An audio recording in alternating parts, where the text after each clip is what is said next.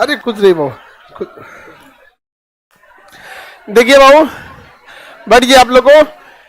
First attempt में इनका BPSC हुआ और अब तक जितने लड़कों का सिलेक्शन हुआ है ना, शायद इतना स्ट्रगल किसी ने ना किया हो यहाँ पर। अब पैसे की वजह से एक तो लॉकडाउन लग गया। बाबू बैठ जाओ, आगे पीछे वाले बीच वाले डिस्टर्ब नहीं करो बाबू, बैठ जाओ वहां पे। इंटरव्यू जब देना था ना, इंटरव्यू के लिए तो जो कपड़े खरीदने होते हैं वो दोस्तों से कर्जा लेके खरीदा था इन्होंने, और अभी ये जो पहन के आए हैं कर्जा लेके पड़े।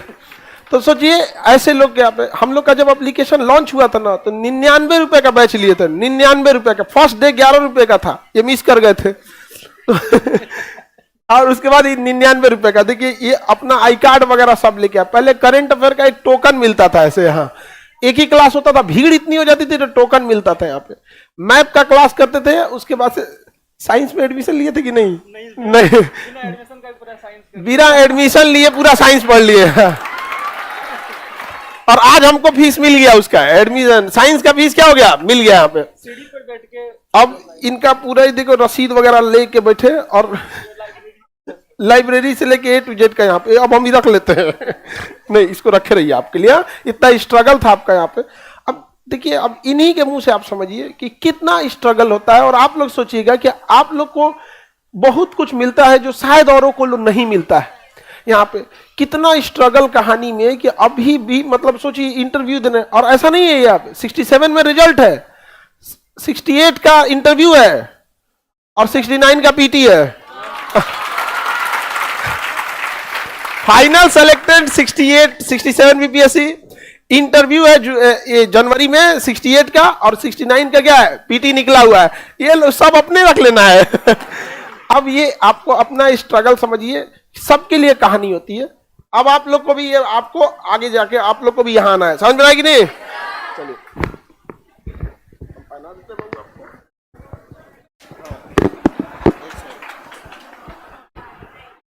कान निकला नहीं है। पहले तो आप सभी को प्रणाम, नमस्कार। और जो हमारे सर हैं इनको पुनः प्रणाम। मैं आप लोगों से यहाँ 2-3 चीज़ें कहना चाहूँगा। पहला तो मेरा यहाँ पहला पढ़ने का एक्सपीरियंस पहली मैं इसमें बोलूँगा। दूसरी बात मैं अपना थोड़ा स्ट्रगल के बारे में बताऊँगा। और तीसरा जो पढ़ाई के रिलेटेड कुछ भी होगी मैं उनसे थोड़ा बहुत जल्दी आप लोगों से बहुत जितना कम समय में हो बोलने की कोशिश करूँगा। मेरा पहला एक्सपीरियंस था खान जीएस सेंटर में। जब मैंने एंट्री लिया था तो बहुत लंबी लाइन थी। ऊपर सामने जो भैया जो बेचते हैं नाश्ता वगैरह, वहां तक तो लाइन लग जाती थी। तो फिर वहां से मैं आया और इतना गर्दी थी कि मेरा हाथ कट गया था एंट्री लेते टाइम गेट में। तो उसके बाद मुझे जब मेरा हाथ कटा तो उसके बाद मैंने सोचा था कि दोबारा इस क्लास में कभी नहीं आऊंगा। तो फिर जब मैंने बैठा सबसे पीछे जाकर बैठा तो कुछ सबसे पीछे वाले लड़के बैठने के बजाय जो डेस्क पे बैठते हैं डेस्क के ऊपर बैठ जाते थे, वहां बैठा। पूरा था कि नहीं ऐसा हो गया, हमको नहीं पढ़ना या नहीं आना है। जी भाई, आप लोग जैसे बैठा था, सबसे पीछे में बैठा था मैं। तो उसके बाद जब मैं पहली बार खान सर से पढ़ा, उसी दिन में पहले मुझे फर्स्ट बार मुझे पता चला कि पीओके जो है हमारा अपना कश्मीर का हिस्सा पाकिस्तान के पास है 30%, 10% चाइना हड़प लिया है, बाकी मेरे पास है। तो ये पहली बार पता चला। इतना उस क्लास में सबसे ज्यादा अगर ताली किसी ने बजाया होगा तो मैं ही था। और उसके बाद संघर्ष हुआ पढ़ने का। उसके बाद मैंने मैप का क्लास करता था और साइंस मैंने पूरा साइंस सर से पढ़ा, लेकिन सर को पता भी नहीं हुआ कि मैंने पढ़ लिया। मैप से पहले साइंस का क्लास हुआ करती थी। मैं 1 घंटा पहले आ जाता था, सीढ़ी के पास आके बैठ जाता था। बाहर सर को देख तो नहीं पाते थे, आवाज बाहर आती थी, मैं सारा कुछ नोट कर लेता था। पूरा फिजिक्स, केमिस्ट्री, बायोलॉजी मैंने सीढ़ी पे बैठ के पढ़ लिया। और साइंस की पढ़ाई मेरा ऐसे ही हुई थी। और उसके बाद जब लॉकडाउन लग गया, जब लॉकडाउन लगने के बाद मैं पटना से जा रहा था तो रोते हुए जा रहा था कि मुझे पटना छोड़ने को मन नहीं था। लगता था मैं एक कुछ बनने आया था, एक ऑफिसर बनने आया था पटना में, इससे बिना बने जा रहा हूं। तो पूरे रास्ते भर में रोया था। और लॉकडाउन में घर की स्थिति इतनी खराब हो गई थी कि दिहाड़ी मजदूरी भी करना पड़ा था। मेरे 2 बड़े भाई हैं, दोनों बड़े भाई हैं, वो कलकत्ता में चाय का दुकान लगाते हैं। उन्हीं से हमको जो भी है फाइनेंशियल सपोर्ट मिला। पिताजी का तो कुछ छोटा बहुत खेती वगैरह है। तो वहाँ हम लोग लॉकडाउन में ऐसा स्थिति देखे हैं कि कभी कभी खाने पर नौबत आ गई थी। और लेकिन अब मुझे लगने लगा कि लॉकडाउन में एक चीज आप लोगों ने गौर किया होगा, जिसका सरकारी नौकरी था वो लोग बहुत खुश थे। तो मुझे लगा कि अगर लॉकडाउन अगर दोबारा फिर कभी आता है, अगर मेरे पास सरकारी नौकरी नहीं रहेगा तो मैं अपने खुद को या परिवार को संभाल नहीं पाऊंगा। तो मुझे लगा कि नहीं, सरकारी नौकरी करना है तो करना है। ऐसा नहीं कि लॉकडाउन मैंने पढ़ना नहीं छोड़ा था, मैंने घर से बाहर एक अपना कुटिया होता है ना, झोपड़ी टाइप का, वो बनाया था। मैंने उसका नाम दिया था लॉकडाउन हाउस। और मैं उस वहां जाके मैं 7-8 घंटे रात तक वहां पढ़ता था। अभी मेरे गांव वाले सब जानते हुए कुटिया मैंने बनाया हुआ था। तो उसके बाद मुझे लगा कि मैं यहाँ से नहीं कर सकता हूँ। तो मैं अपनी माँ से बोला कि मुझे कुछ पैसे दे दो हमको। अपना मेरा बांका जिला हुआ मेरा घर, तो बांका कटोरिया, वहां से देवघर हम लोग का नजदीक पड़ता है। तो मैं देवघर में बोला कि मैं देवघर जाऊंगा, वहां रह के पढ़ूंगा। तो मेरी माँ के पास 150 रुपया थे, शायद पूरा घर में किसी के पास उससे ज्यादा पैसा था नहीं। वही 150 रुपया मुझे दिया। मैं पूरा रास्ते ऑटो भर रोते जा रहा था, कैसे होगा। फिर कुछ दोस्त के पास रहा, 10-15 दिन तक एक दोस्त के पास रहा, उसी के पास खाया सोया। उसके बाद एक कुछ बच्चे को ट्यूशन पढ़ाया। उसके बाद फिर से खान सर का तब तक बैच आ गया था, ये 11 रुपये वाला, 99 रुपये वाला। मैं वहीं से लिया एडमिशन और अपना पढ़ाई स्टार्ट किया। और पढ़ाई स्ट्रगल स्टार्ट किया। फिर 67 का एक बार पीटी हुआ, फिर कैंसिल हो गया, फिर दोबारा हुआ। तो उसमें भी फाइनली मेरा सिलेक्शन हो गया, पीटी हो गया। उसके बाद मेंस भी दिया। जब मेंस का रिजल्ट आ गया तो मुझे ये टेंशन नहीं था कि मेरा रिजल्ट आ गया अब हमको इंटरव्यू देना। मेरा ये टेंशन था कि पहन के क्या जाना है, क्योंकि मेरे पास कुछ ऐसे इतने अच्छे कपड़े नहीं थे कि मैं इंटरव्यू के लिए जाता। मैं ऐसे नॉर्मल में अपना रहता था। तो भैया को फोन किया, तो भैया ने किसी से उधार लेके मुझे इंटरव्यू के लिए ड्रेस दिलाया। फिर उसे ड्रेस से मैंने इंटरव्यू दिया और मेरा फाइनली सिलेक्शन भी हो गया 67 में। एमईओ के पोस्ट पर हुआ है, म्युनिसिपल एग्जीक्यूटिव ऑफिसर, रैंक 758 है, मुकेश कुमार राज। फिर इसी दरम्यान मैंने 68 का भी एग्जाम दिया था। 68 का भी मेरा मेंस क्लियर हो गया है, उसका इंटरव्यू है 10 जनवरी को। और 69 का भी पीटी हो गया, उसका भी मेंस है 3 जनवरी से। ये तो है मेरा छोटा सा कहानी जो आप लोग को। पढ़ने का मन नहीं कर रहा था तो नंबर लेने अरे क्या बताएं, रात में जब मैं यहाँ ऑफलाइन में पढ़ता था ना, तो खान सर बोलते थे कि एक दिन तुम लोग अगर अधिकारी बन के आओगे तो मिठाई थोड़ा कम नहीं लाना, पहली बात। दूसरी बात है उस दिन अपना वो पर्सनली नंबर भी दूंगा। तो मैं रात में 2-2 बजे जब मुझे लगता था कि अब नहीं होगा, थोड़ा रुक जाते हैं, लेकिन लगता था नहीं, खान सर से हमको नंबर लेना है उनका। और आज मुझे फाइनली सर ने नंबर भी दिया, अपना पर्सनली नंबर दिया। आज मैं बहुत आप नंबर दे दिए इनको, हाँ? जी। बांट मत देना कहीं। नहीं सर, नहीं। नंबर यही आने के बाद मिलता है, हाँ? तो ऐसा रहा कि, और मैं आप लोगों से ये कहना चाहूंगा कि पढ़ाई कीजिए।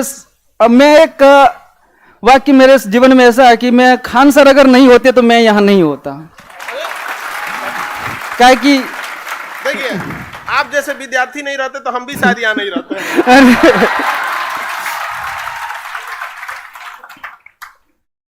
तो बस यही थोड़ी सी थी मेरी जर्नी। अगर आप लोगों को लगता है कभी जीवन में लगे कि अब नहीं होगा, पीटी नहीं हो रहा, मेंस नहीं हो रहा, लेकिन आप लोग को हारना नहीं है, बस करना है। लेकिन एक कुछ जुनून में, सबके साथ अलग अलग परिस्थितियां होती है। जैसे मेरे साथ कुछ फाइनेंशियल था कि मेरे पास पैसों की कमी थी, या इस तरह का था। किसी के पास और भी सारे प्रॉब्लम होते हैं, सबके अलग अलग प्रॉब्लम होते हैं।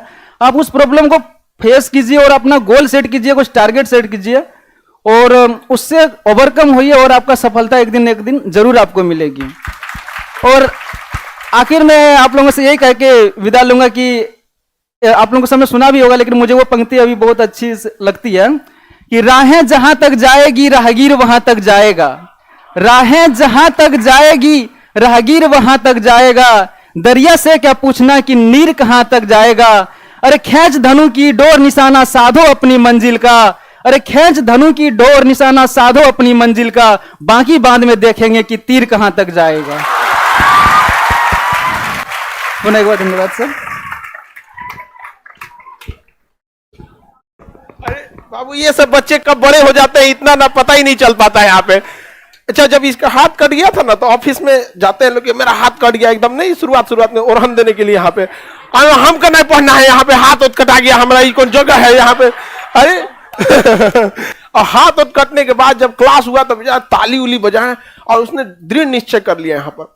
अभी हमसे बोले सर हमको जब पढ़ने में मन नहीं लगता था तो हम कहते थे कि निकलो चाहे न निकलो, सर का पर्सनल नंबर कैसे मिलता। अब सोचिए होम ट्यूशन पढ़ाने का नौबत है। ठीक है, छोटे गांव में होम ट्यूशन मिलना भी थोड़ा टफ होता है। अब थोड़ा सा बड़ा सा, जैसे देवघर जो है कंपैरेटिवली बांका के कंपैरिजन में ठीक है, तो वहां पे संघर्ष करना पड़ा। तो आज भाई लोगों को भी, माता पिता को भी कितना गर्व महसूस होता होगा यहाँ पर, और हम लोग को भी काफी गर्व महसूस होता है। आप लोग भी यही जब देखते हैं ना, कई लोगों को शिकायत करने लगते हैं कि इतना सब संसाधन मिलने के बावजूद यहाँ पर। अभी सोचिए इस लड़के का जिसका मेंस का रिजल्ट आ जाता, उसका खुशी का ठिकाना नहीं था, इसको टेंशन था कि हम कपड़ा कहां से ले आएंगे वहां पे इंटरव्यू देने के लिए, और शायद अगर वो कर्जा ना दे के पहन पाते तो वो उनको लगता है कि इसको तो कपड़ा पहनने का तरीका नहीं पता। हम लोग बड़ा जज कर लेते हैं, ये नहीं समझते कितना संघर्ष करके कोई आ रहा है यहाँ पर, किसका मेंस इंटरव्यू निकलेगा टेंशन में जाएगा। तो ऐसे आप लोग भी आइए, और आपको क्या लगता है कि जो लड़का इतना संघर्ष करके आया होगा, जब उसके हाथ में किसी एरिया का बागडोर जाएगा तो वहां करप्शन चलने देगा वो? अरे कंधों पे देश की जिम्मेदारी है आगे जाके, है कि नहीं? यहाँ पे आप सब लोग अपने बैक बेंचर लोग मेहनत करो यहाँ पे। आप में बांका के कितने हैं सब?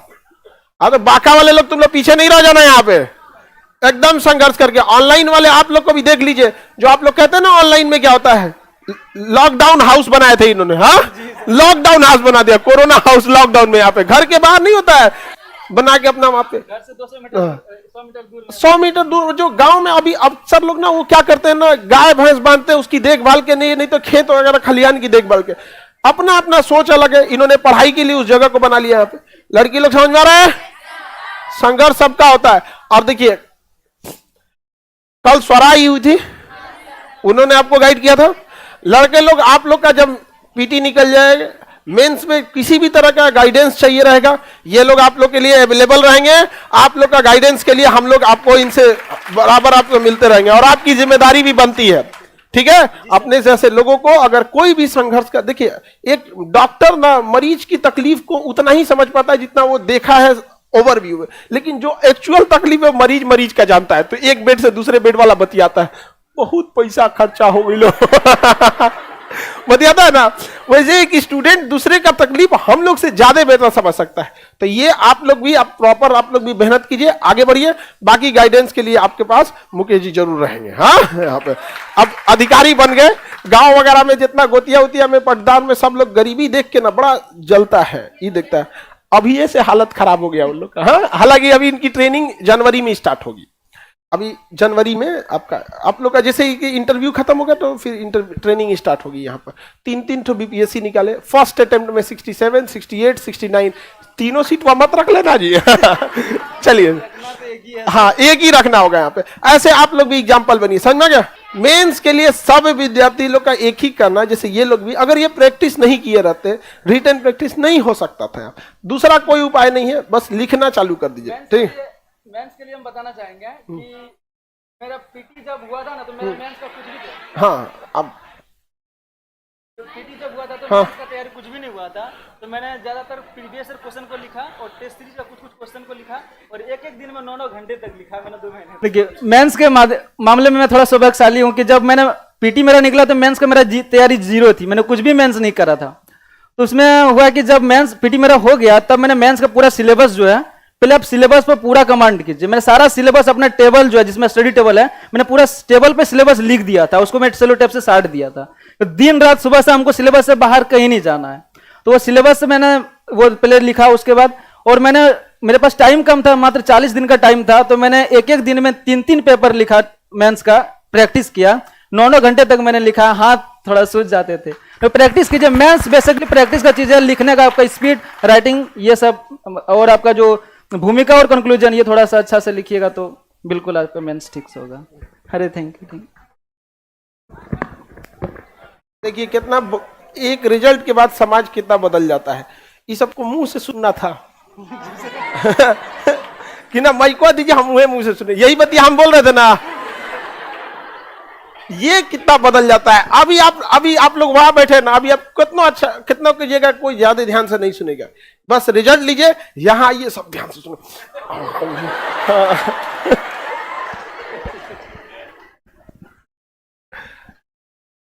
हम ये कौन है बाबू? अनुष्का। मेरी शादी हो गई, पढ़ाई में टाइम मैनेज दिक्कत, थोड़ा सा टाइम मैनेज, शादी ब्याह के बाद जिम्मेदारी बढ़ जाती है, खास करके परिवार वगैरह की क्या हो जाती है। अपने मम्मी को नहीं देखते हो जिम्मेदारी बढ़ी है कि नहीं बढ़ी है? तो क्या जितनी जिम्मेदारी मम्मी की है उतनी तुम्हारी दीदी की है? नहीं है। शादी ब्याह उनकी भी हो जाएगी, उनके ऊपर भी परिवार, दो परिवार की जिम्मेदारी, नैतिक जिम्मेदारी, सामाजिक जिम्मेदारी, घर द्वार, ये सब दुनिया थोड़ा मैनेज करने में दिक्कत होता है। यहाँ पर ये आपको आपका ये कलम जब भी उठे ईमानदारी के लिए उठना चाहिए, ठीक है? और ऐसे जहां जाइए एकदम रोशनी। हाँ हाँ बिल्कुल बिल्कुल, आपको तो पूरा अधिकार हो गया है। इसको फोटो खींचना आता भी है कि नहीं? चलिए आप लोग भी रिजल्ट लेके आइए, ऐसे ही आप सब लोग का वेलकम है, ठीक है? इनको 8 घंटा के बाद अगर थक जाते तो नंबर चाहिए था, पर आते पहले मिठाई और उसके बाद सर हम क्या बताइए, आप एक बात बोलते थे कि रिजल्ट के बाद हम पर्सनल दे देंगे नंबर। हम कह लो भैया नंबर ले लो, अपना अधिकार आपका, आपको पास रहे यहाँ पे, ठीक है? देवघर का पेड़ा लाए हैं सर। पेड़ा वगैरह देवघर का आया है मेरे लिए। हाँ वो तो मिठाई हमारा है ना, तुम लोग को ना मिलने वाला है यहाँ मिठाई, ठीक है? मन लगा के पढ़ाई कीजिए, ऑनलाइन ऑफलाइन सारे लोग यहाँ पे, ठीक है? ऐसे आप लोग भी मिसाल बनिए। सबके जीवन में सब कठिनाइयां होती हैं, लेकिन एक बार जब पर्वत से नदी निकल जाती है तो ये नहीं पूछती कि समुद्र कितना दूर है, जाना है मतलब जाना है, चाहे जितनी तकलीफें आए। यहां पर इतना संघर्ष के बाद अभी भी आपको क्या लगता है अभी भी ट्रेनिंग स्टार्ट नहीं हुई ना? घर में कितना अभी भी स्ट्रगल हो रहा है। आप सोच सकते हैं अभी, क्योंकि अभी स्टार्ट नहीं हुआ है, ट्रेनिंग स्टार्ट होगा, फिर आगे जाके सैलरी स्टार्ट होगी। इतना स्ट्रगल अभी भी करना पड़ता है। और ईमानदारी अभी भी इंसान कहता है कि हमने जो कपड़ा पहना है कि दोस्तों से कर्जा लेके पहना हुआ है। तो ये ईमानदार अधिकारियों की जरूरत थी, और हमने भी यही संकल्प लिया था कि जिस दिन शासन इन युवाओं के हाथ में जाएगा उस दिन समाज बदल जाएगा, ठीक है? धन्यवाद सर।